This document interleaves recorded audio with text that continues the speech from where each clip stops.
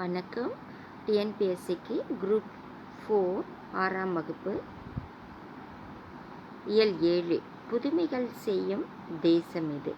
இதில் என்னென்ன டாபிக்ஸ் இருக்குதுன்னு பார்த்தோன்னா, பாரதம் அன்றைய நாற்றாங்கால், தமிழ்நாட்டில் காந்தி, வேலு நாச்சியார். இதில் நம்ம ஃபர்ஸ்ட் பார்க்க போகிற டாபிக்ஸ் பாரதம் அன்றைய நாற்றாங்கால். இதில் ஃபர்ஸ்ட் கொஸ்டின் சொல்லும் பொருளும்.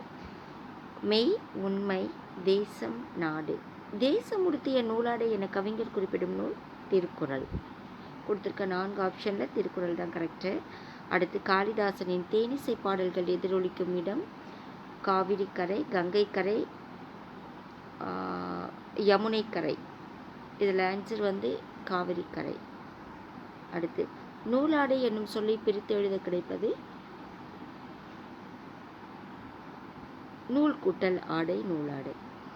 கலைக்கூடமாக காட்சி தருவது கொடுத்துருக்க 4 ஆப்ஷனில் சிற்பக்கூடம், ஓவியக்கூடம், பள்ளிக்கூடம், சிறைக்கூடம். சிற்பக்கூடம். எதிர்கூட்டல் ஒலிக்க என்னும் சொல்லை சேர்த்து எழுத கிடைக்கும் சொல் எதிரொலிக்க. அடுத்த கொஸ்டின் பொருள் கூறுக. மெய், உண்மை, தேசம், நாடு, அமுதம், அமிர்தம், கோல், கம்பு, அமுத சுரபி, எடுக்க எடுக்க குறையாமல் உணவு தரும் கலன். அடுத்து பிரித்து எழுதுக சொல்லியிருக்காங்க. தேசம் இது, தேசம் கூட்டல் இது. வாசல் இது, வாசல் கூட்டல் இது. மேலாடை, மேல் கூட்டல் ஆடை. மெய்யுணர்வு, மெய் கூட்டல் உணர்வு. பூக்காடு, பூக்கூட்டல் காடு. அமுத கவிதை, அமுதம் கூட்டல் கவிதை. வாசல் இது, வாசல் கூட்டல் இது. கைத்தடி, கை கூட்டல் தடி. கலைக்கூடம், கலை கூட்டல் கூடம். இசையமைக்க, இசை கூட்டல் அமைக்க. அடுத்து எதிர்ச்சொல் கொடுத்துருக்காங்க. மெய், அதனோட எதிர்ச்சொல் பொய். பழமை, புதுமை. அமுதம், நஞ்சு. ராதாகிருஷ்ணன் என்னும் இயற்பெயர் கொண்டவர் தாராபாரதி. கவிஞர் தாராபாரதி. கவிஞாயிறு என்னும் அடைமொழி பெற்ற கவிஞர் தாராபாரதி. கவிஞாயிறு. அடுத்து தாராபாரதியின் படைப்புகளில் பொருந்தாதது எதுன்னு கேட்டிருக்காங்க. மலரும் மாலையும். மற்ற எல்லாமே தாராபாரதியின் கவிதைகள். புதிய விடியல்கள், இது எங்கள் கிழக்கு, விரல் நுனி வெளிச்சங்கள். அடுத்து பாரதம் அன்றைய நாற்றாங்கால் பாடல் வரிகளை எழுதியவர் யார்? தாராபாரதி. அல்ல அல்ல குறையாத அமுத சுரபியாக டேஷ் திகழ்கின்றது, பாரத நாடு திகழ்கின்றது. பாரதம் அன்றைய நாற்றாங்கால் பாடல் டேஷ் என்னும் தொகுப்பில் இடம்பெற்றுள்ளது. தாராபாரதியின் கவிதைகள் என்னும் தொகுப்பில் இடம்பெற்றுள்ளது. பூமியின் கிழக்கு வாசலாக திகழ்வது இந்திய நாடு. குமரி முனை ஆகிய கன்னியின் கூந்தலுக்காக காஷ்மீரத்து மலர்கள் டேஷ் தொடுக்கப்படுகின்றன, மாலையாக தொடுக்கப்படுகின்றன. தாராபாரதியின் நூல்கள் யாவை? என்னென்ன நூல்கள் எழுதியிருக்காருன்னா, புதிய விடியல்கள், இது எங்கள் கிழக்கு, விரல் நுனி வெளிச்சங்கள். தாராபாரதியின் இயற்பெயர் ராதாகிருஷ்ணன். கவிஞாயிறு என்னும் அடைமொழி பெற்றவர் தாராபாரதி. இது ஏற்கனவே நம்ம பார்த்துருக்கோம்.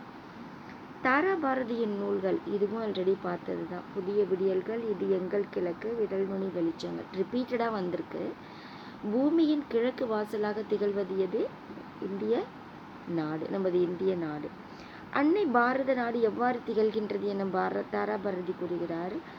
அல்ல அல்ல குறையாத அமுத சுரபியாகவும் பிற நாட்டு மக்களின் பசியை போக்கியும் வருகின்றது நமது பாரத நாடு என தாராபாரதி கூறுகிறார். அதாவது ஆன்சர் கொடுத்து கொஸ்டின் கேட்பாங்க சம்டைம்ஸ். எது அறத்தின் ஊன்றுகோலாக விளங்குகின்றது? அறத்தின் ஊன்றுகோலாக காந்தியடிகளின் அகிம்சை என்னும் சிறிய கைத்தடி விளங்குகின்றது. அடுத்த டாபிக் தமிழ்நாட்டில் காந்தி. காந்தியடிகளிடம் உடை அணிவதில் மாற்றத்தை ஏற்படுத்திய ஊர் மதுரை. காந்தியடிகள் டேஷ் அடி நிழலில் இருந்து தமிழ் கற்க வேண்டும் என்று விரும்பினார். உவே சாமிநாதர். அடுத்து காந்தியடிகள் மதுரை மீனாட்சி அம்மன் கோவிலுக்குள் முதலில் ஏன் நுழையவில்லை? மதுரை மீனாட்சி அம்மன் கோவிலுக்குள் செல்ல எல்லா மக்களுக்கும் அனுமதி இல்லாததால் காந்தியடிகள் நுழையவில்லை. அடுத்து பொறுத்துக சொல்லியிருக்காங்க. இலக்கிய மாநாடு, தமிழ்நாட்டு கவிஞர், குற்றாலம், தமிழ் கையேடு. இதில் ஆன்சர் என்ன சொல்லியிருக்காங்கன்னா, இலக்கிய மாநாடு சென்னை. தமிழ்நாட்டு கவிஞர் பாரதியார். குற்றாலம் அருவி, குற்றாலன்றது அருவி, குற்றால அருவி. தமிழ் கையேடு ஜி.இ. போப். அடுத்த கொஸ்டின், சென்னையில் டேஷை எதிர்த்து போராட்டம் நடத்த திட்டமிடப்பட்டது. ரவுலட் சட்டத்தை எதிர்த்து. காந்தியடிகளிடம் சென்னை பொதுக்கூட்டத்திற்கு தலைமை தாங்க வேண்டியவர் பாரதியார். காந்தியடிகளை கவர்ந்த நூல் திருக்குறள். தமிழ் கையேட்டை இயற்றியவர் ஜி.இ. போப். ரவுலட் சட்டம் கொண்டு வரப்பட்ட ஆண்டு 1919. ராஜாஜியால் குறிப்பிடப்படும் தமிழ்நாட்டு கவிஞர் பாரதியார். காந்தியடிகள் வாழ்ந்த காலத்தில் தமிழ் மொழியை டேஷ் காந்தியடிகள் டேஷ் வாழ்ந்த காலத்தில் தமிழ் மொழியை கற்கத் தொடங்கினார். தென்னாப்பிரிக்காவில் வாழ்ந்த காலத்தில். டேஷாம் ஆண்டு சென்னையில் இலக்கிய மாநாடு நடைபெற்றது 1937. காந்தியடிகள் எதற்கெல்லாம் பாடுபட்டார்னா, பெண்கள் முன்னேற்றம், சமுதாய மறுமலர்ச்சி, தீண்டாமை ஒழிப்பு. காந்தியடிகள் எதனை அறமாக போற்றினார்? காந்தியடிகள் எளிமையை ஓர் அறமாக போற்றினார். ரவுலட் சட்டத்தை ஆங்கில அரசு எப்போது நடைமுறைப்படுத்தியது? 1919. ராஜாஜி தமிழ்நாட்டு கவிஞர் என காந்தியடிகளிடம் யாரை அறிமுகப்படுத்தினார்? பாரதியாரை. அடுத்து, காந்தியடிகளை தம்மை கவர்ந்த நூல்களாக கூறியவை யார் அப்படின்னா, ஜி.இ. போப் எழுதிய தமிழ் கையேடு தம்மை கவர்ந்ததாகவும், திருக்குறள் அவரை பெரிதும் கவர்ந்த நூலாகவும் காந்தியடிகள் குறிப்பிடுகிறார். காந்தி அருங்காட்சியகம் எங்கு அமைந்துள்ளதுன்னா மதுரை. அடுத்து டாபிக், வேலு நாச்சியார்.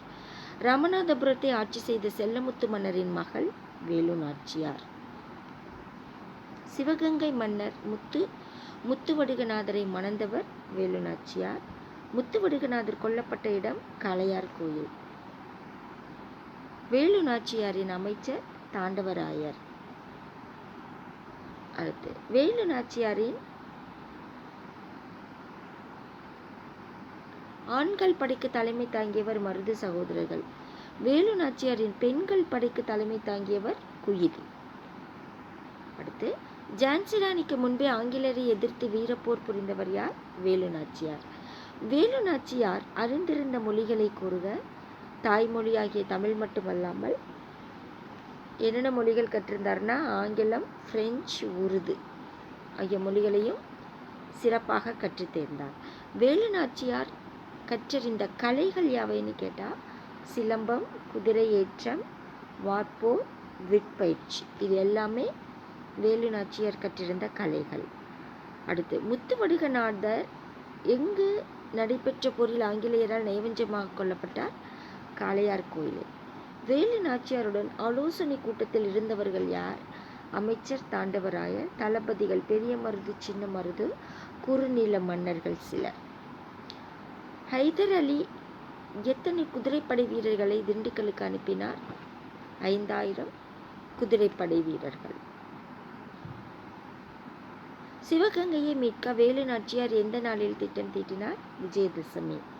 யாருக்காக நடுகள் நட வேண்டும்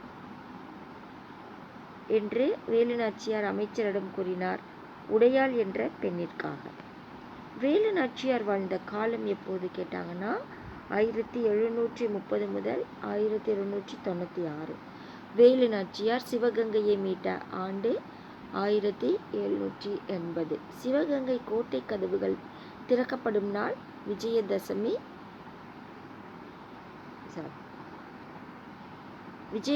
திருநாள் அன்னைக்கு சிவகங்கை கோட்டை கதவுகள் திறக்கப்படும்.